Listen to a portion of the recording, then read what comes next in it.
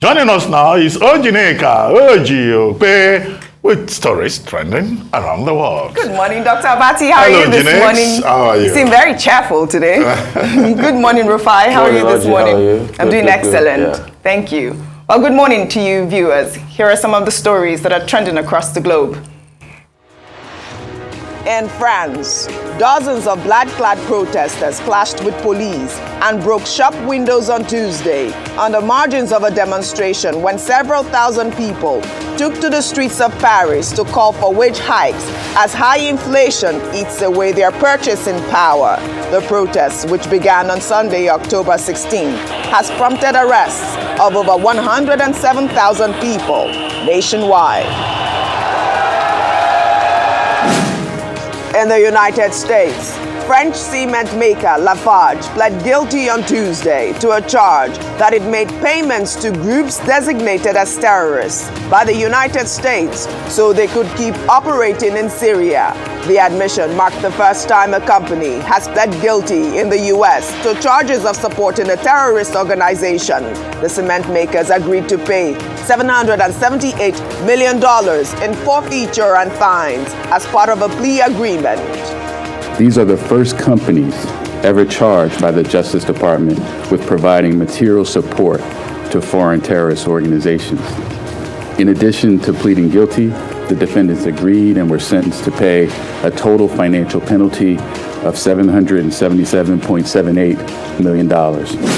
In the United Kingdom, the British Broadcasting Corporation marked 100 years of broadcasting on Tuesday, a century after a group of wireless manufacturers founded the company and began filling in airways with its first daily radio service. The network, which was founded on October 18, 1922 in London, is marking its centenary with a series of special programs, including a guest appearance from King Charles III. In Nigeria, the governor of Bayelsa State, Doyo Diri, on Tuesday appealed to President Muhammadu Buhari to consider what he describes as special grants to the state government for the amelioration of the devastating impact of the ravaging floods that have affected nearly 1 million people in over 300 communities across the state. The governor made the appeal while addressing residents of the state in a statewide broadcast on the perennial natural catastrophe. The sheer scale of the devastation is not such that the state can handle on its own. We urgently solicit the support of multinationals, international donor agencies, the Red Cross, diplomatic missions, and people of goodwill to come to the aid of our states. Under sports, in Indonesia, the country's president, Joko Widodo, met with the head of World Football Governing Body, Gianni Infantino, on Tuesday, promising to demolish and rebuild the football stadium, where a stampede killed more than 130 people this month, and vowed to thoroughly transform the sport in the football-crazed nation. Finally, under entertainment, actor Daniel Craig was conferred on Tuesday a Companion of the Order of St. Michael and St. George, the same honor held by Ian Fleming's famous character, James Bond, for services to film and theater. The 54-year-old has starred in the last 5 Bond films, first appearing as 007 in Casino Royale in 2006 and ending his run with No Time to Die in 2021. Why would I betray you? We all have our secrets. You just didn't get to yours yet.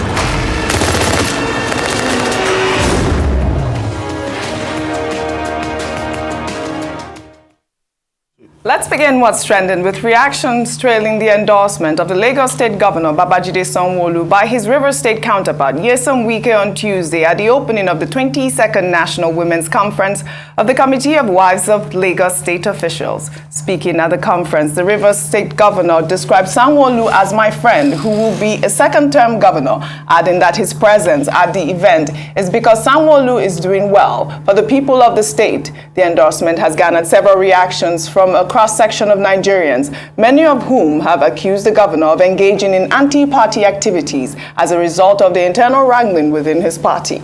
the People's Democratic Party. Well, the First Lady of Nigeria, Aisha Buhari, who joined the event virtually, was reeling in laughter in her speech to declare the conference open as she recited lines from a song Wike popularized and loves dancing to, especially since he began his face-off with the PDP leadership.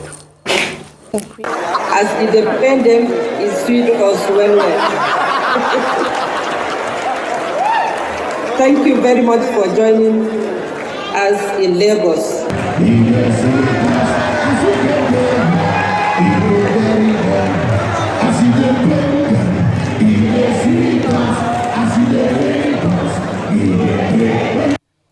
Well, outside the event, Nyesom Wike, while fielding questions from journalists, said the type of president Nigerians were looking for in 2023 was one with the interests of the citizens at heart, and not a president concerned about ethnicity, a reference that may have been attributed to PDP's presidential candidate, Atiku Abubakar, who recently said northern Nigerians did not need a Yoruba or an Igbo president. Interest of Nigerians, a president that has experience in governance, a president that Nigerians can say, yes, I remove food, and I can put food on the table, we'll fight insecurity. That's what we do. Not some people are talking about ethnicity. No. All right, well, let's take a tweet from Linus, who wrote, Wike is talking about Atiku. Interest of Nigerians at heart. Atiku has a university. Experience, Atiku has 8 years as vice president. Ethnicity, he's a pan-Nigerian and not Emiloko. I guess Linus was backing Atiku there. Well, Minsa wrote, the biggest mistake made by PDP is their inability to reconcile with Wike. He might destroy the party the way he was working hard to put them together when they were found in troubled water. There is still time to reconcile this before things get out of hand. My candid advice. Dr. Abati, I know you discussed this earlier on the news headline, but I also wanted to talk about Aisha Buhari and, you know, her opening statement as they pained them in this. I mean, I thought it was cute, but also it was such a huge dig at the PDP. Oh, okay. I mean, that was humorous. Yes. It was said in jest. Mm-hmm. And the musician had also taken the cue. Yes. And, clearly, Governor Wike, Nyesom Wike, continues to create drama and excitement. And I hope when he leaves office, he will still find opportunities, to excite those who love to listen to him. But two quick things that I had said earlier that I can reiterate. The first is this was, a committee of wives of Lagos State officials. Yeah. One of those ad hoc structures they have in Lagos State. An extension of the other room solidarity. Other room solidarity. Yes. And I said, while it is good for people to create a platform for their wives to meet, to support their husbands, I hope, this is not a drain on public funds. That's number one. Number two, Governor Wike donated 300 million naira on behalf of the women of River State. I don't know whether he got their permission to do that. And on behalf of his wife, well, he may say he has discussed with his wife. But I hope that money is money from his own pocket, not from the treasury. Otherwise, members of the State House of Assembly could raise questions. 3, he endorsed Governor Sanwo Olu. Governor Sanwo Olu, is his friend. And he has been hobnobbing with APC, governors, to the extent that the APC in River State had to the PDP in River State had to protest that, they're being undermined. And the APC in River State also, were asking to be carried along in this regard. So 4, the Lagos State PDP, I don't think he reached out to them. The publicity secretary has issued a statement saying whether he endorsed Sanwo Olu or not, they are going to make sure that they give Governor Sanwo Olu a fight. 5, some people say this endorsement of Sanwo Olu, a prominent governor of the All Progressives Congress, and hobnobbing with the APC publicly to the extent that even the First Lady of Nigeria, Mrs. Buhari, was dancing and echoing, a popular phrase by Wike that it amounts to anti-party activities, because he will seem to have found new friends. Yes. But what we know is that Governor Wike had said before now that he is not leaving the People's Democratic Party. But as a celebrity endorsement, this should serve some good purpose, I think, for Governor Sanwo Olu of Lagos. Rufai, really quickly, that last soundbite I played, the governor had the opportunity to endorse Atiku Abubakar when he was asked that question, who he would endorse as president of Nigeria, and he seemed to have said, we'll soon know, or something like that. What do you make of that? And it just shows that there's a big fight going on between Governor Wike and the PDP. They say they are talking. Remains to be seen. The campaigns have started already. Some people say that the horse has left the stable already as regards this PDP relationship with Wike. Time will tell. But what I'm just really concerned about is, I think Governor Wike should look back home. There are a lot of people that need 300 million naira that are suffering, For God's sake, his state has got the second or the third highest unemployment rate in the country. Big issue. These are the stats. The last time he came here, we put to him, and we all remember how it was a back and forth. These facts don't lie. Right. They're on ground. They should be able to sort out all this problem. The East-West Road is cut off anyway. That's the prerogative of the federal government to do. But people have thought that his people back in the state need so much of this resource, And he should do well for the people, not employing about 50,000 political aides, or what did he call them the other day? Yes. There are a lot of missteps. Polling unit, liaison officers, yes. 50,000. Yes. 50,000. Wow. We're even just talking about... So who pays for them after when he leaves? We don't know. We were just talking about the flooding as well in Rivers State recently, Rufai, correct? I'll take my second story here. As floods continue to ravage several parts of the country, resulting to the displacement of over 2.5 million persons and the death of over 600, videos of affected persons narrating their ordeal caused by the devastating flood has been making the rounds on social media. Let's take a look. This is actually Otu Jeremy Secondary School. It's not any river. We are right inside our school premises. In that canoe there, that's my principal in the canoe, another staff right there in the canoe. And this is just to tell you how terrible the flood is. The vice principal is also in the canoe, and the young lady paddling the canoe is our youth corper, who has also been displaced by water. So it's a call that whoever it is it the Commissioner for Education Delta State, is it the governor, who is going to come to our aid today? Our kids can't come to school. We can't put them in this canoe. Cross like this time at 500. 500. Toro cross. 500. Toyota canoe. 1,000. Jesus.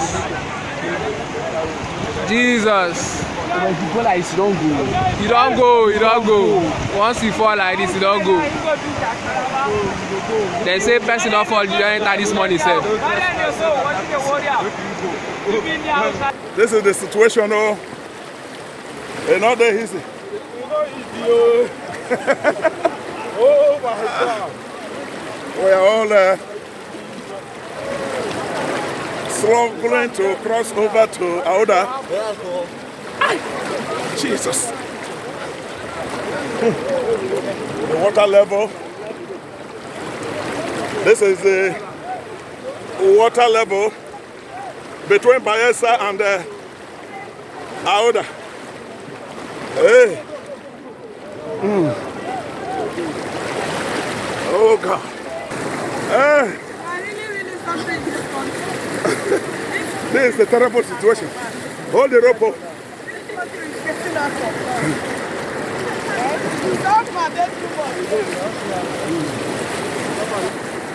Well, men and brethren, this is the situation, the current situation. Sunday,